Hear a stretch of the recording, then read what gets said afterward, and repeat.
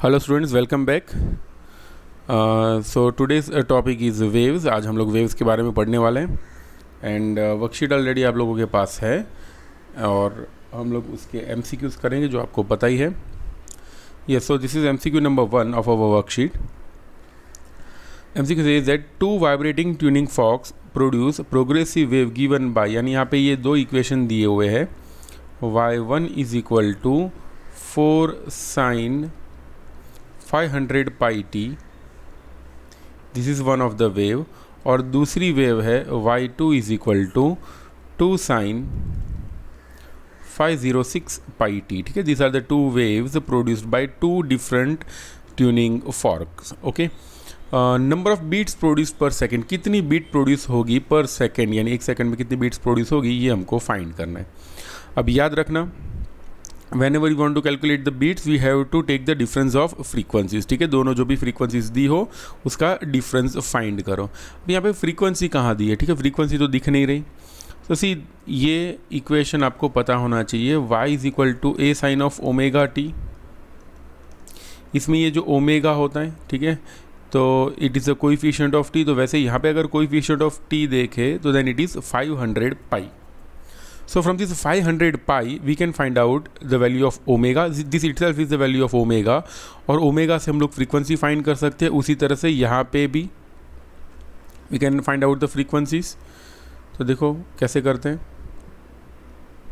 यहाँ पे omega is equal to 500 pi, I can say it is omega 1, दो अलग अलग है इसलिए। तो we can at 2 pi f1 will be 500 pi, ये पाई पाई कट हो गया, तो फ्रीक्वेंसी पहली कितनी मिलेगी, विल गेट 250 हर्ट्ज।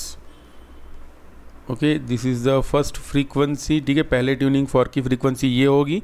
सिमिलरली दूसरे अगर ट्यूनिंग फॉर्क की बात करें, we have omega 2 is equal to 506 pi, we can say 2 pi f2 is equal to 506 पाई।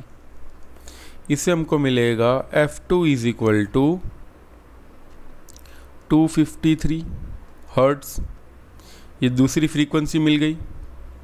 अब करना क्या है हमको, we have to take the difference of frequency. देखो क्वेश्चन में क्या है, we want to find out the number of beats. ठीक है, कितनी बीट प्रोड्यूस हो रही है पर मिनट, ये हमको फाइंड करना है। और बीट का इक्वेशन याद रखना, अगर बीट फाइंड करना हो तो जस्ट दो फ्रीक्वेंसीज दी हो उसको सब्ट्रैक्ट करना होता है। ठीक है, बड़े में से छोटा माइनस करो। बड़ा कौन है यहाँ पे, 253, ओके, और छोटा है 250। इन दोनों को अगर माइनस करते हैं, f2 minus f1 is equal to 253 minus 250 मिलेगा हमको 3 बीट्स पर सेकेंड। तो 3 को टिक मत करना। ठीक है, 3 इज़ नॉट द आंसर। क्यों नहीं है, बिकॉज यहाँ पे ये जो 3 आएगी, दैट 3 इज, उसका यूनिट क्या होता है, इट इज़ हर्ट्ज, यानी 3 बीट्स एक सेकंड में हमको सुनाई देती है। एंड क्वेश्चन में क्या पूछा हुआ है, we want to find out the number of beats produce per minute. एक सेकंड में अगर 3 बीट प्रोड्यूस हो रही है तो एक मिनट जिसमें 60 सेकंड्स होती है, कितनी बीट प्रोड्यूस होगी, the total beat produce will be 180। ठीक है, सो हमारा आंसर होगा 180। नेक्स्ट एमसीक्यू देखते हैं, number 2। A point source emits sound equally in all direction in a non-absorbing medium। यानी कि इमेजिन करो पॉइंट सोर्स है, यहाँ से साउंड एमिट कर रहा है वो बाहर की तरफ, कहीं भी साउंड एब्जॉर्ब नहीं हो रहा, बिकॉज यहाँ पे स्पेसिफाई किया हुआ है that it is a non absorbing medium. 2 points P and Q are at a distance of 2 metre and 3 metre respectively. यानी चलो ऐसा ले लेते हैं, this is suppose the source of sound, speaker जैसा इमेजिन करते हैं, यहाँ से ऐसे साउंड निकल रहा है बाहर। एक सोर्स जो है वो 2 मीटर दूर है, और एक पॉइंट जो है वो 2 मीटर दूर है, दूसरा पॉइंट है 3 मीटर दूर। This is point P, this is point Q। हमको फाइंड करना है P पॉइंट और Q पॉइंट पे जो इंटेंसिटीज होगी उसका ratio. Okay, we want to find out the ratio of the intensities at point P and at point Q।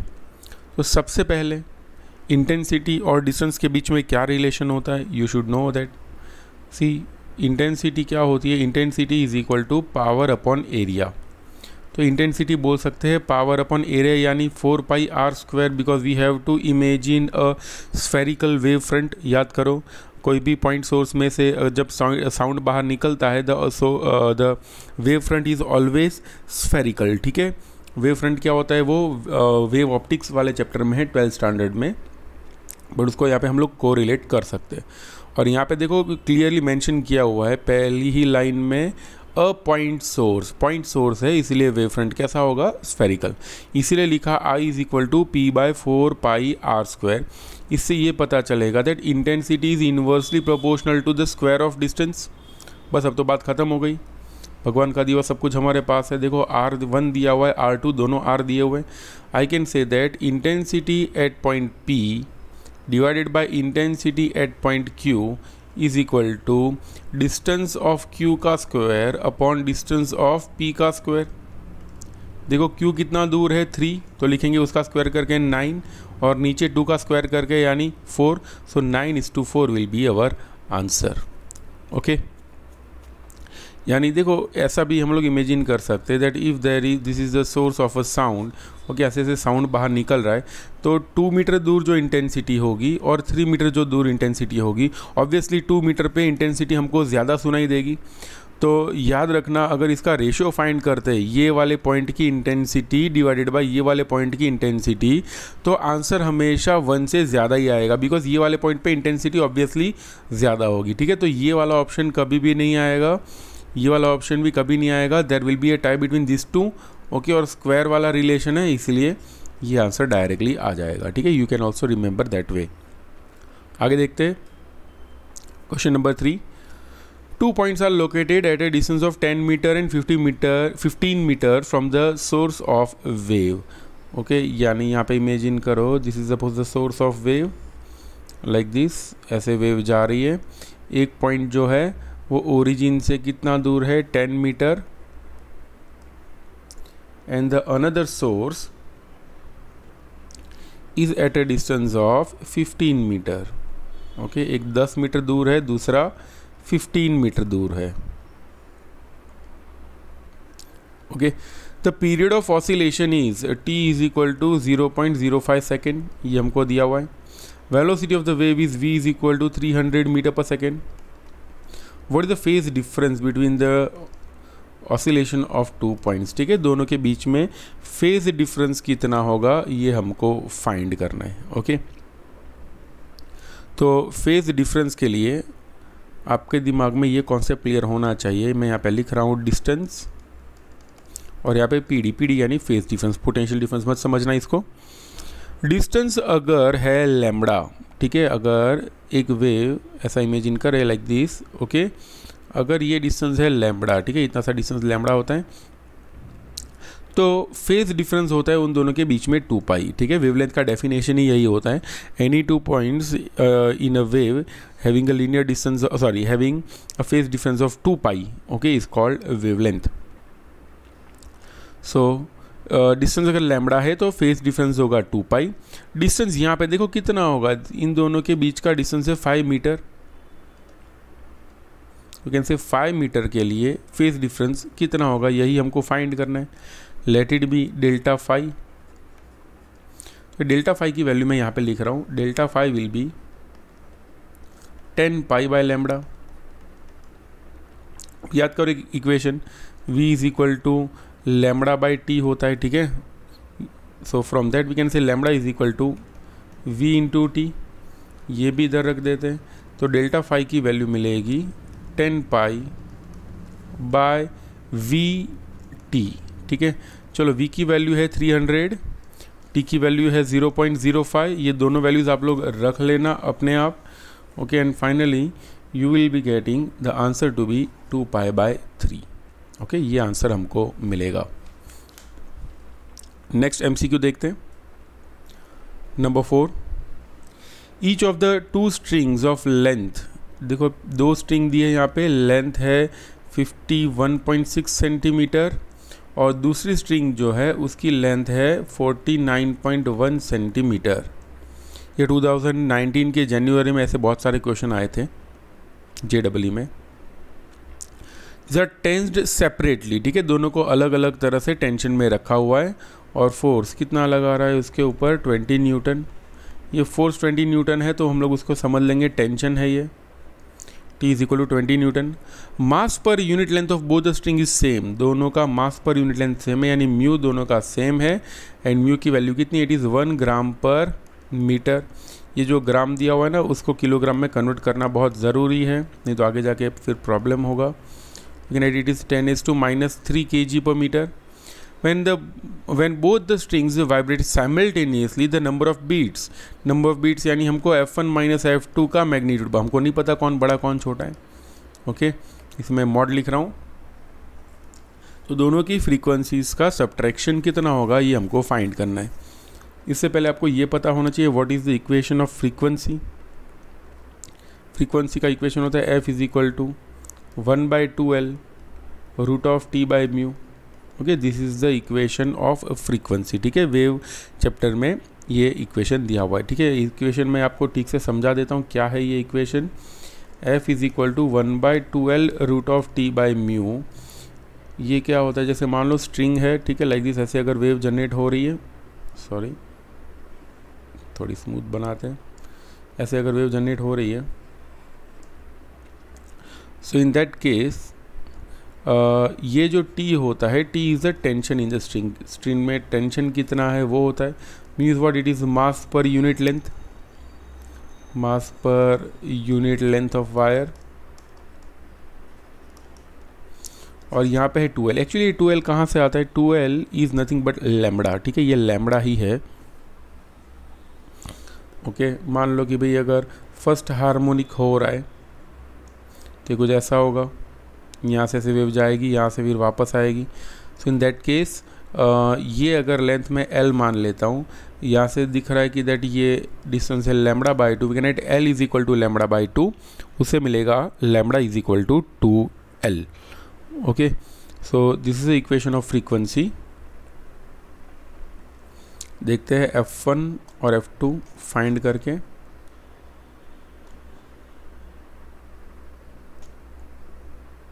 So let us first of all see F1 क्या होगा। F1 is equal to 1/2L √T/μ। Okay, सारी values इसके अंदर डालो। 1/2L length कितनी है, 51.6, यानी 51.6 into 10⁻⁻² होगा, इंटू रूट ऑफ टेंशन है 20 और म्यू है 10⁻⁻3, ठीक है। ये वैल्यू आपको अपने आप फाइंड करनी है, कैलकुलेशन नहीं बताऊंगा मैं तुम लोगों को। सिमिलरली F2 होगा 1/2L2। देखो यहाँ पे मैंने L1 लिखा था, ओके, L2 यहाँ पे लिखा, क्या लिखेंगे, T/μ, that will give 1/2 L2 होगा 49.1 इंटू 10⁻² रूट ऑफ T यानी अगेन 20/10⁻⁻3, ठीक है। सो आपको क्या करना होगा, you will have to find out the value of F1। पहले F1 फाइंड करो, देन F2 फाइंड करो और उन दोनों का सब्ट्रैक्शन करो, ठीक है। अब जब आप सब्ट्रैक्शन करोगे you will get the number of beats. मैं यहाँ पे लिख देता हूँ फ्रीक्वेंसी F1 कितनी मिलेगी। The frequency of F1 is found to be 137 hertz and frequency F2 is found to be 144 hertz, ठीक है। इन दोनों को अगर माइनस करते 144 माइनस 137, ओके, तो हमको कुछ 7 आंसर मिलेगा, ठीक है। Will get F2 minus F1 is equal to 144 minus 137, get 7 hertz, okay. This is the number of beats produced. आगे देखते हैं MCQ number 5। The tuning fork of frequency दी है ट्यूनिंग फॉर्क की 512 hertz makes 4 beats per second with a vibrating string of piano, ठीक है। Piano में भी जब वाइब्रेट होती है स्ट्रिंग, उसमें भी कुछ फ्रीक्वेंसी प्रोड्यूस होती है, और वो जो फ्रीक्वेंसी है वो मैं मान लेता हूँ द ट्यूनिंग फॉर्क की फ्रीक्वेंसी F1, पियानो की फ्रीक्वेंसी है F2, ये हमको नहीं पता क्या है, ठीक है। बट नंबर ऑफ बीट्स कितना प्रोड्यूस कर रही है, 4 beat per second. Okay, number of beats produced is 4 beats, यानी F1 और F2 को माइनस करेंगे तो क्या मिलेगा, 4। अब देखो F1 माइनस F2 4 होगा, हमको नहीं पता F2 बड़ा है या छोटा है, so that's why we can also write F2 minus F1 is equal to 4। हमको नहीं पता कि कौन बड़ा कौन छोटा है, तो पहले F1 minus F2 is equal to 4 मान लेते हैं। We can write 512 minus F2 is equal to 4, इससे मिलेगा F2 is equal to 508 hertz. ठीक है, तो फ्रीक्वेंसी हो सकती है पियानो की 508 हर्ट्स। दूसरा आंसर भी है इसमें, F2 minus F1 is equal to 4, because F1 minus हमको नहीं पता बड़ा कौन है छोटा कौन है, so F2 minus F1 is equal to 4 again, so we'll get F2 is equal to 4 plus F1, we'll get F2 is equal to 516 hertz. तो हमारे पास F2 के दो आंसर और दोनों ही हमको ऑप्शन में दिए हुए, ये तो चलो गए काम से। ठीक है, ये ऑप्शन तो है ही नहीं, सो ये दो आंसर्स में से कोई भी एक आंसर हो सकता है। ठीक है, we don't know which answer is correct. अब देखो लॉजिक है, आगे देखो क्वेश्चन पढ़ते हैं। The beat frequency decreases to 2 beats per second, beat की फ्रीक्वेंसी 2 बीट्स पर सेकेंड जितनी कम हो जाती है, तो मीनिंग क्या होगा कि जो फाइनल बीट होगी वो 4 की जगह हो जाएगी 2। When the tension in the piano is slightly increased. Okay, tension बढ़ा देते हैं अगर पियानो में, तो फ्रीक्वेंसी जो है, सॉरी बीट्स जो है वो डिक्रीज हो रही है। अब याद रखना, जब भी टेंशन बढ़ेगा तब फ्रीक्वेंसी भी बढ़ेगी। फ्रीक्वेंसी का इक्वेशन क्या होता है, 1/2L root of T by mu. इस इक्वेशन से ये पता चलता है दैट फ्रीक्वेंसी एंड टेंशन ये दोनों डायरेक्टली प्रोपोर्शनल है।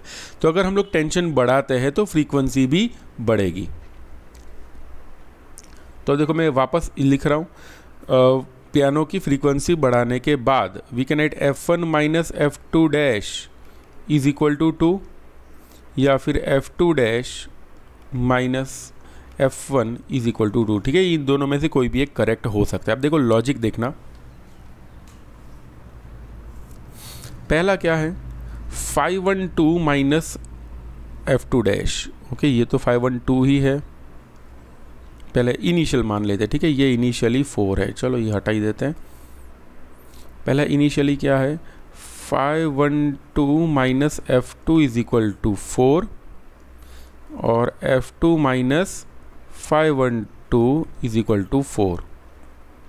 अब ध्यान देना, ये क्वांटिटी अगर कम हो रही है, ठीक है, अगर ये क्वांटिटी कम हो रही है, ये क्वांटिटी कम कब होगी, अगर ये क्वांटिटी बढ़ेगी तब। ठीक है, चलो यहाँ पे देखते हैं, ये क्वांटिटी कम कब होगी, जब ये क्वांटिटी कम हो तब।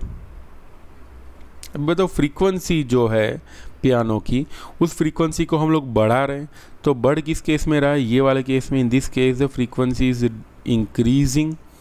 ओके, अगर फ्रीक्वेंसी इंक्रीज हो रही है यानी हमको क्या मिलेगा, 512 minus F2 is equal to 4, so therefore हमारा आंसर हो जाएगा 508। So our answer will be 508। Next question देखते हैं, नंबर 25। ऐसा क्वेश्चन भी JEE में बहुत बार आ चुका है, नीट में भी आ चुका है। अ 60 centimetre long granite rod is fixed at its mid point, यानी एक ऐसा ग्रेनाइट का रॉड इमेजिन करो, उसे हम लोग फिक्स कर देते हैं मिड पॉइंट से, like this. And then longitudinal waves are set up in it. Okay, इसके अंदर हम लोग लॉन्गिट्यूडनल वेव्स जनरेट कर रहे हैं। सो ये टोटल डिस्टेंस कितना है, इट इज़ 60 सेंटीमीटर। उसके मिड पॉइंट पे हम लोगों ने उसको फिक्स किया हुआ है। Find the fundamental frequency of these waves. Fundamental frequency यानी फ्रीक्वेंसी F1 फाइंड करनी है हमको। डेंसिटी ऑफ ग्रेनाइट दिया हुआ है, rho is equal to 2.7 into 10⁻³ kg per metre cube, और यंग मॉड्यूलस दिया हुआ है 9.27 इंटू 10⁻10 पास्कल। ठीक है, इतना डेटा हमको दिया हुआ है और फ्रीक्वेंसी फाइंड करनी है। चलो फ्रीक्वेंसी, पहले वेलोसिटी का इक्वेशन देखते हैं। v इज इक्वल टू क्या होता है, root of y by rho, और v इज इक्वल टू क्या होता है, लैम्बडा f। चलो बात खत्म होगी। और लैम्बडा क्या होता है, lambda is equal to 2L, unit V is equal to 2LF। ठीक है, ये लॉन्गिट्यूडल वेव के लिए है, V is equal to 2LF। तो इन दोनों इक्वेशन को कंपेयर करते हैं। V is equal to root of y by rho, V is equal to 2LF, तो we can write therefore 2LF is equal to root of y by rho. बस, तो भगवान का दिया सब कुछ हमारे पास है। फ्रीक्वेंसी का इक्वेशन हो जाएगा f is equal to 1/2L root of y by rho. ठीक है, ये सारी वैल्यूज़ आपको रखनी है और रखने के बाद आपको आंसर मिलेगा 5 किलो हर्ट्ज़। ठीक है, let's see the next question number 26। Wave equation for one progressive harmonic wave is y is equal to 10⁻⁻4 sin 600t minus 2x plus π/3। ठीक है, ये इक्वेशन दिया हुआ है वेव का। फाइंड क्या करना है, वेलोसिटी ऑफ द वेव। ठीक है, वेव की वेलोसिटी क्या होगी ये हमको फाइंड करना है। तो सबसे पहले ये इक्वेशन को कंपेयर करते हैं। y is equal to a sine of omega t minus kx plus phi के साथ। अगर ये दोनों इक्वेशन को कंपेयर करते हैं तो ओमेगा की वैल्यू हो जाएगी 600 और k की वैल्यू हो जाएगी 2। याद करो, वेव वेलोसिटी का इक्वेशन क्या होता है, v is equal to omega by k. Omega यानी 600, के है 2, 300, बात ख़त्म, सेकंड्स में आंसर आ जाता है। Okay, so our answer will be 300 metre per second. Let's see the next question number 27। One string kept under proper tension is tied with two rigid supports 75 centimetre apart। ठीक है, दो rigid support के बीच का distance है 75 centimeter. There is a resonance, यानी मैं L लिख देता हूँ, L is equal to 75 centimeter. There is a resonance in the string for 2 consecutive frequencies. Consecutive frequency दिए, देखो ये ध्यान रखना, मैं मान लेता हूँ FN इज़ 315 हर्ट्ज़, तो FN प्लस 1 कितना होगा, it will be 420 hertz. Then the minimum resonant frequency, minimum resonant frequency यानी F1 फाइंड करना है। स्टैंडर्ड इक्वेशन याद रखना, एनसीईआरटी में भी है। F1 क्या होता है, it is FN plus 1 minus FN। ठीक है, दो कंसेक्यूटिव फ्रीक्वेंसीज का सब्ट्रैक्शन करो तो हमको फंडामेंटल फ्रीक्वेंसी मिल जाएगी, और यहाँ पे फंडामेंटल फ्रीक्वेंसी वही मिनिमम फ्रीक्वेंसी है। So therefore F1 will be FN plus 1 कितना, it is 420, FN कितना, it is 315, दोनों को माइनस करेंगे will get answer 105 hertz. So our answer will be 105 hertz. आगे देखते हैं question number 28। Okay, the velocity of sound in O2 gas is 460 metre per second. देखो O2 जो है वो डायटोमिक होता है, याद रखना।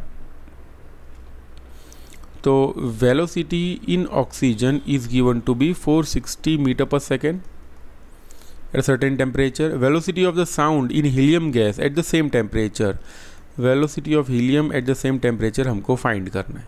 Okay, consider both gases to be ideal. अब देखो यहाँ पे बोला हुआ नहीं है कि भाई लाप्लास का इक्वेशन लेना है या न्यूटन का, जब मेंशन नहीं किया है तो always will go for Laplace. Okay, Newton का इक्वेशन मेंशन किया हो तो ही न्यूटन का इक्वेशन यूज़ करना होता है। वेलोसिटी का इक्वेशन क्या होता है, v is equal to root of gamma R T by ammo.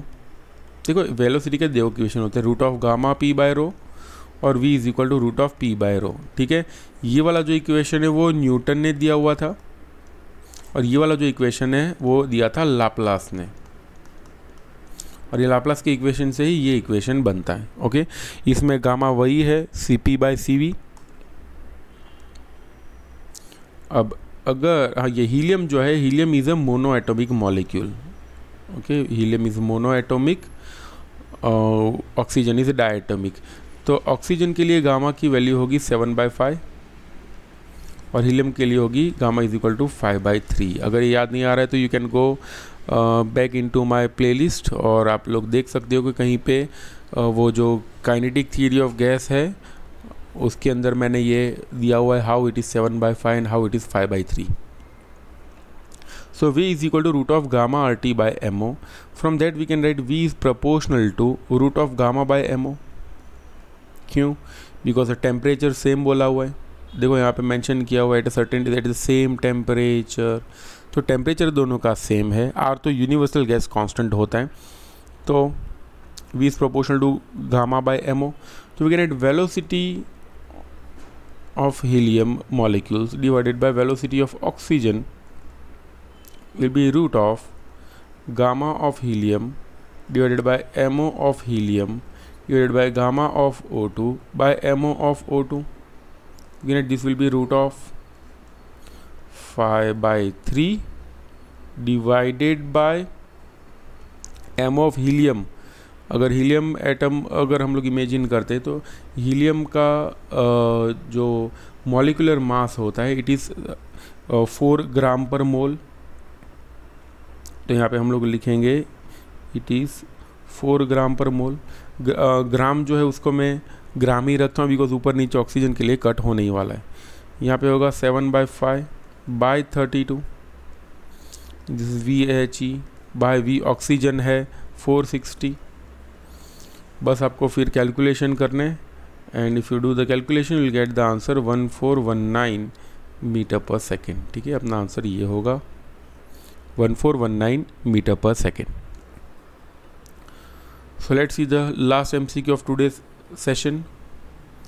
A train is moving on a straight track with a speed of v is equal to 20 meter per second. ठीक है, ये train की speed है। It is blowing whistle at the frequency of, कितनी frequency है उसकी, frequency of source बोल देंगे इसे, it is 1000 hertz.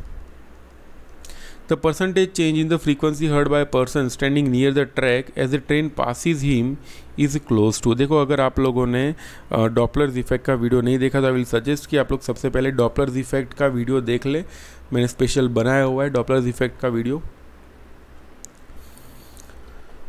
Yes, so now you want to find out the percentage change in the frequency. कैसे होगा, देखो इंसान अगर खड़ा है यहाँ पे, ठीक है, if the train is approaching him, अगर ट्रेन उसकी तरफ आ रही है, मैंने वो चोर पुलिस की स्टोरी से भी बताया हुआ है, ठीक है, ट्रेन उसके नज़दीक आ रही है, ये सोर्स है, ये लिसनर है। ठीक है, we can say first case में ऐसा हो रहा है, source is moving towards the listener.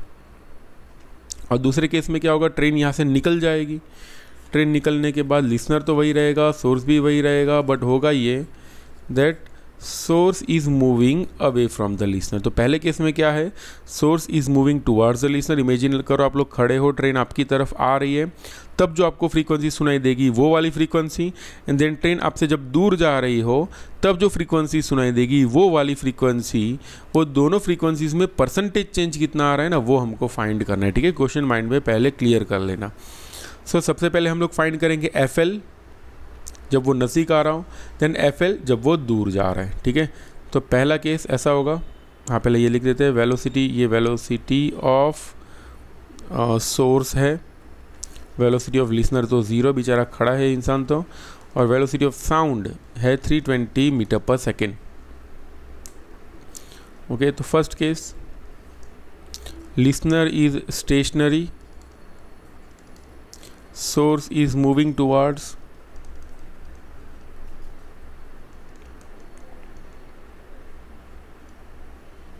listener।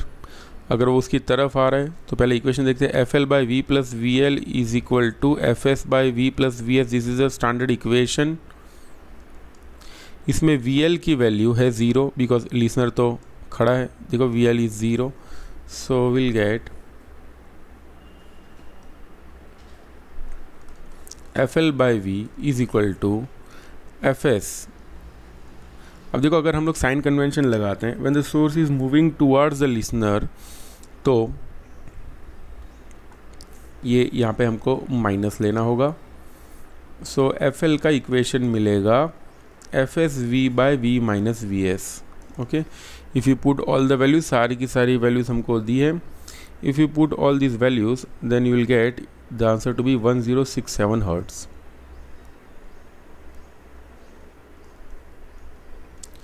Similarly second case लेते हैं। ठीक है, ये आई विल विश, ये आप लोग पूरा लिख लो।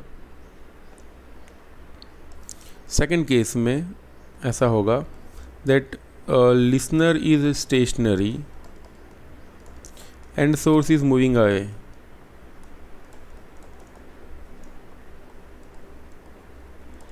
जब सोर्स दूर जाएगा तब इक्वेशन, पहले स्टैंडर्ड इक्वेशन लिखते हैं, F S by V plus V S is equal to F L by V plus V L. So इसमें वी एल तो ज़ीरो ही होगा, वी एस जो है वो पॉजिटिव ही होगा।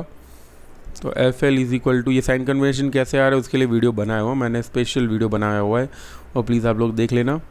सो F L will be F S V by V plus V S. सारी वैल्यूज़ पता है हमको, अगर हम लोग सारी वैल्यूज़ डाल देते हैं, देखो मैं वैल्यूज़ पुटअप करके भी बताता हूँ।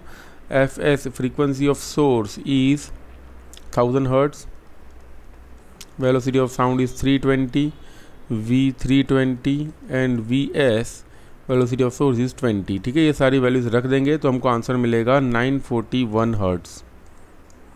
तो पहले ये this is the F L dash. ठीक है, ये फाइनल फ्रीक्वेंसी है। सो ये भी आप लोग लिख लो। अब देखते हैं पहले फ्रीक्वेंसी कितनी आई, F L is equal to, जब नज़दीक आ रही थी train at that time the frequency was found to be 1067 hertz. जब ट्रेन दूर जा रही है तब जो फ्रीक्वेंसी होगी वो फ्रीक्वेंसी है 941 हर्ट्ज़।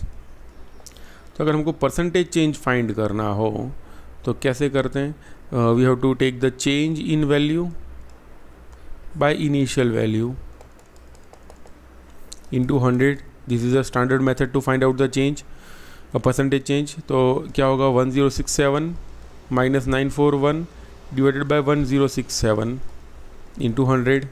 ये जो भी आंसर आ जाएगा वो परसेंटेज में आ जाएगा, अप्रोक्सीमेटली आ रहा है ये 12%। ठीक है, this will be our final answer. So thank you very much. अब नेक्स्ट लेक्चर से हम लोग 12th स्टैंडर्ड के चैप्टर्स चालू करेंगे। यहाँ पे हमारे 11th स्टैंडर्ड के सारे चैप्टर ख़त्म हो रहे हैं। Okay, so thank you.